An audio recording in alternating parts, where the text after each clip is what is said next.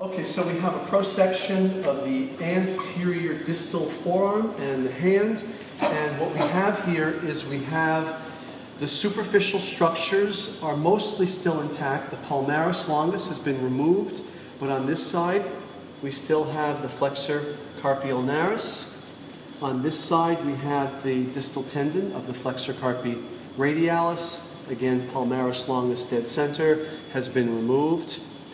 The flexor retinaculum, also known as the transverse carpal ligament, the ceiling to the carpal tunnel, has been cut, and it can be reflected back on either side. So if you could hold that back there, and if you could hold this back here a bit, then what we can start to see is the structures that are located within the carpal tunnel.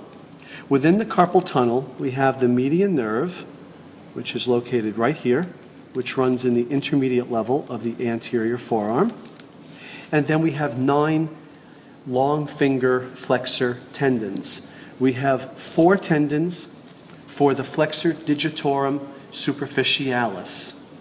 You can see that it's one common belly back more proximally, and then it splits into separate tendons. If you pull on a tendon, you can see the mechanical nature of how a muscle works. Muscle belly pulls toward its center.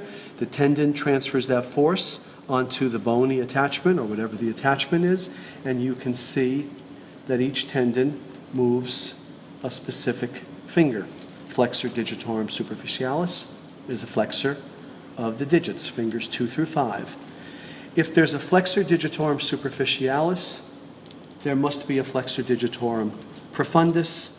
That is located right in here, between my fingers here. And again, this also is one common belly proximally. And then this splits into separate tendons, and we can take any one of these tendons and grab. That one's going to the index finger. This one here is going to the middle finger. This one here, actually at the point of the carpal tunnel, has not yet split. It's moving both the ring and little fingers. Flexor digitorum profundus is more on the ulnar side. On the radial side, the thumb side, get this median nerve out of the way, we will see flexor pollicis longus. This one goes to the distal phalanx of the thumb, and if the belly were to pull toward its center, we see the transfer of pull causing flexion of the thumb at the distal at the interphalangeal joint, the metacarpal phalangeal joint. It would also do it across the saddle joint. It crosses the wrist joint anteriorly. It would also flex the hand at the wrist.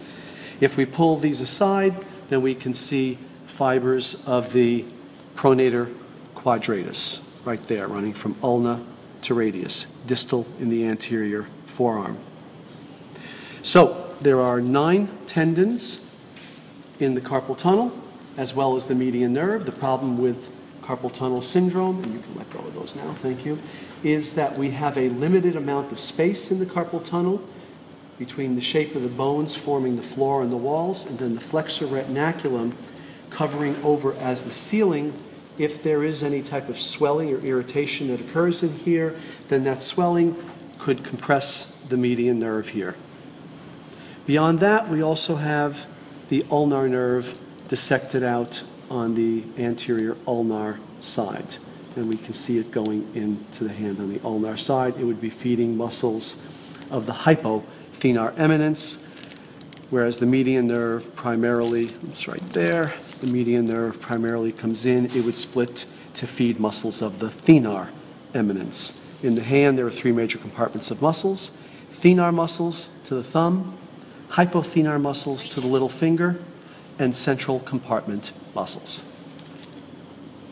Done. Perfect. Okay, so did you